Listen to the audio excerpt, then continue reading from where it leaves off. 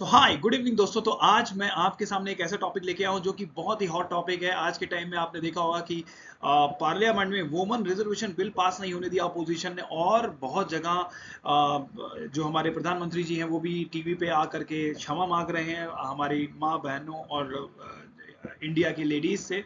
वो क्योंकि ये वुमेन रिजर्वेशन बिल पास नहीं होने दिया अपोजिशन ने, और अपोजिशन भी बहुत सारे पत्रकारों को बुला के ये बातें बता रही है कि आखिर में क्यों नहीं पास होने दिया। लेकिन क्या क्लैरिटी आई है जनता के बीच में, ये जानना जरूरी है, क्योंकि अगर ये बात जनता तक नहीं पहुंचती है तो शायद जनता को भी ऐसा लगेगा कि ये जो अपोजिशन हुआ है वो गलत हुआ है।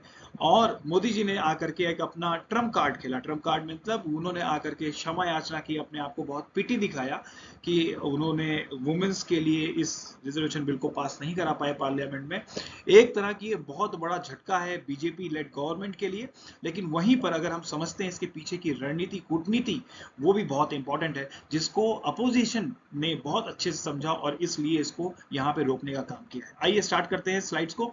ये समझने आ जाएगा तो प्लीज आप कमेंट जरूर करिएगा और लोगों तक ये स्लाइड जरूर पहुंचाइए जिससे लोगों को समझ में आए। जो लोग हिंदी में समझना चाहते हैं, मैं हिंदी में समझा रहा हूँ, स्लाइड्स मेरी इंग्लिश में है, तो आप इसको जितना ज्यादा शेयर करेंगे उतना ही क्लैरिटी लोगों को हो। तो सबसे पहले समझते हैं डीलिमिटेशन होता क्या है। सपोज अगर किसी भी एरिया में 1 लाख की पॉपुलेशन है उस एरिया की, तो उसके ऊपर एक एमपी इलेक्ट होता है। ये हमारा अभी तक अप्रोक्सीमेट रूल रहा है, या फिर पीछे जो सेंसस हुआ उसके अकॉर्डिंग ये तरीका रहा है। आप सपोज कर लिए 1 लाख पॉपुलेशन के ऊपर एक एमपी है, तो इसका मतलब जब वो 10-20 साल के बाद वहां की पॉपुलेशन बढ़ेगी, अप्रोक्सीमेट 1 लाख की जगह पे 3 लाख हो गई, तो इसका मतलब वहां पे उसी रेशियो में एमपीज भी बढ़ने चाहिए। तो वहां पर मान लीजिए अगर एमपीज की संख्या जो है वो 3 हो जाती है। कैसे हो जाती है? क्योंकि 1 लाख पॉपुलेशन पे एक एमपी अगर चुना जाता है, तो 3 लाख पॉपुलेशन पे डेफिनेटली ये रेशियो अगर सेम करते हैं तो 3 एमपीज चुने जाने चाहिए। तो according to that, so this is called delimitation. According to that government ने क्या कहा? गवर्नमेंट ने कहा कि हम women, as per the women reservation bill, हम एमपी सीट में से 33% जो है रिजर्वेशन वुमेन्स को देंगे। इसके लिए 2023 में सारी बातें हो गई थी, क्लियर हो गई थी, और अपोजिशन ने भी साथ दिया था इस पूरे वुमेन रिजर्वेशन बिल के लिए, सारी हो गई थी। लेकिन अभी जब चुनाव करीब है, कुछ ही महीने बचे हुए हैं, उससे पहले गवर्नमेंट क्या कहती है कि जो वुमेन रिजर्वेशन जो बिल था वो 30%, 33% ही दिया जाएगा। लेकिन किस पे दिया जाएगा?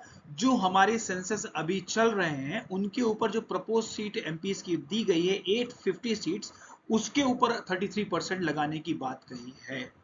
अब यहीं पर अपोजिशन का दिमाग खटका और उन्होंने अपना इसके पीछे क्या कूटनीति हो सकती है उस पर दिमाग लगाना शुरू किया। तो अपोजिशन के पास में बहुत सारे ऐसे एनालिस्ट होते हैं जो इस बात को खंगालते हैं आखिर में गवर्नमेंट ऐसा क्यों प्रपोजल ला रही, क्यों वो गवर्नमेंट जो है अपने इस चुनावों के बीच में कुछ समय पहले ही ये अमेंडमेंट ला रही है और वुमेन रिजर्वेशन पास कराना चाह रही है, जबकि 2023 में पहले ही पास हो चुका है। तो अब अपोजिशन का क्या प्रपोजल? अपोजिशन कहती है जैसे हमने 2023 में 543 जो एमपीज की सीट्स है उसके ऊपर ही 33% की बात कही गई थी, वही सेम आपको अप्लाई करना चाहिए पहले।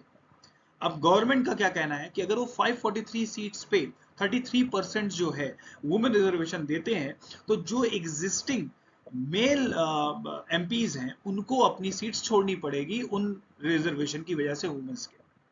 तो उनका ये मुद्दा होने की वजह से वो कहते हैं ये चीज हम नहीं कर पा रहे हैं, इस वजह से हम लोग कह रहे हैं कि जो सीट्स जब बढ़ जाएंगी तो हम 33% लगा देंगे। सभी को लगता है बहुत ही अच्छी बात है, बहुत ही नॉर्मल बात है। डेफिनेटली आप यहां तक इसी बात को ऐसे ही समझेंगे, कोई बात नहीं।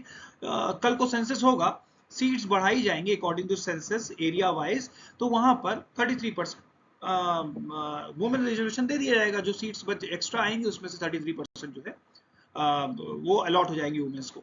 लेकिन अब यहाँ ट्विस्ट कहाँ आता है? यहाँ पे देखिए जो गवर्नमेंट लेड बीजेपी है उसकी कूटनीति देखिए। अब वो नेक्स्ट स्लाइड में आपको दिखाता हूँ।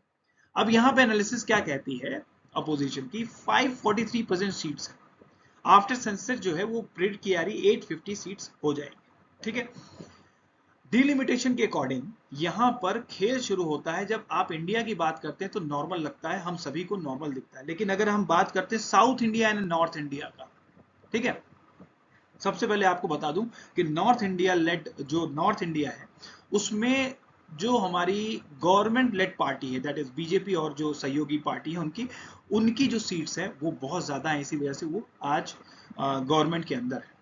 और जो साउथ इंडिया में है वो मिली जुली सरकारें हैं, कहीं कांग्रेस है, कहीं कोई दूसरी है, कहीं कुछ और, तो क्लियरली बीजेपी नहीं है। तो इस तरह से अगर हमें देखा जाए तो साउथ इंडिया और नॉर्थ इंडिया का जो गेम है वो बहुत बड़ा इसमें रोल करता है डिलिमिटेशन में, और डिलिमिटेशन की वजह से वुमेन्स एम्पावरमेंट पे, वुमेन्स रिजर्वेशन बिल पे। तो अब देखते हैं, आप समझिए इस बात को कि नॉर्थ इंडिया में ये देखा गया है कि पिछले 10 से 15 सालों के अंदर जो पॉपुलेशन यूपी की है वो करीब करीब 20% पॉपुलेशन इंक्रीज हुई है, और वहीं पर साउथ इंडिया के केरला जैसे स्टेट में केवल 4% का इंक्रीज हुआ है पॉपुलेशन में। अब देखिए, जो डिलिमिटेशन है वो पॉपुलेशन के क्या है, प्रोपोर्शनल है। मतलब अगर जितना ज्यादा इंक्रीमेंट हुआ है पॉपुलेशन में जिस एरिया में, उतने ही ज्यादा वहां एमपीज बढ़ेंगे, और जितना कम पॉपुलेशन इंक्रीज हुआ है तो वहां पर जो इंक्रीमेंट होगा एमपीज की सीट में उतना ही कम होगा। तो इस तरह से अगर हम देखा जाए तो साउथ इंडिया जो है वो कम पॉपुलेशन इंक्रीज किया है पिछले 10 से 15 सालों में, तो इसका मतलब वहां पे एमपीज की सीट जो है वो कम होगी डेफिनेटली। और नॉर्थ इंडिया में 20% अगर एक स्टेट में पॉपुलेशन बढ़ रही है तो इसका मतलब वहां पे एमपीज की सीट भी ज्यादा होंगी। तो 850 सीट्स के अगर हम टोटल सीट्स लेते हैं जो आफ्टर इंक्रीज होता है, तो उसमें जो हमारी साउथ इंडिया है उसका जो रेशियो होगा, उसका जो परसेंटेज होगा एमपीज की सीट का, वो कम रहेगा कंपेयर टू नॉर्थ इंडिया के जो स्टेट्स हैं उनकी सीट्स के। अब आप समझ लीजिए गवर्नमेंट कहाँ कहाँ गुजरात की है ज्यादा से ज्यादा, और बहुमत में कहाँ है। यूपी में देख लीजिए आप, एमपी में देख लीजिए, बिहार में देख लीजिए आप, झारखंड में देख लीजिए, गुजरात में देख लीजिए, मैक्सिमम हर सीट्स को अगर देखा जाए तो वो गवर्नमेंट लेड बीजेपी की ही सीट्स ज्यादा है वहां पर। तो अगर आने वाले समय में अगर सीट्स, एमपी सीट्स बढ़ती हैं नॉर्थ इंडिया में ज्यादा परसेंटेज में, तो डेफिनेटली फायदा किसको होगा, बीजेपी लेड गवर्नमेंट, मतलब बीजेपी को पार्टी को फायदा होगा, ना कि अदर पार्टीज को। तो ये सारी चीजें देखते हुए सबसे इंपॉर्टेंट अपोजिशन क्या मांग रही है, कह रही है अगर आपको डब्ल्यूआरबी वुमेन रिजर्वेशन बिल अगर आपको इंप्लीमेंट करना है तो 543 सीट्स पे करिए। There is no if no but, opposition is ready for WRB. But government क्या कहती है, नहीं, ये इंप्लीमेंट उस बिल पे होना, उन सीट्स पे होना चाहिए जो अभी सेंसस के बाद आएंगी। अब बताइए, जब सेंसस शुरू ही नहीं किया आपने, अभी अमित शाह जी ने पार्लियामेंट में बोला सेंसस चल रहा है, सेंसस चल रहा है, साथ में उसमें जो जाति जनगणना है वो भी चल रही है साथ में। ये कब कंप्लीट होगा ये पता नहीं, लेकिन जब कंप्लीट होगा उसके बाद में 850 सीट या उससे ज्यादा या उससे कम भी हो सकती हैं।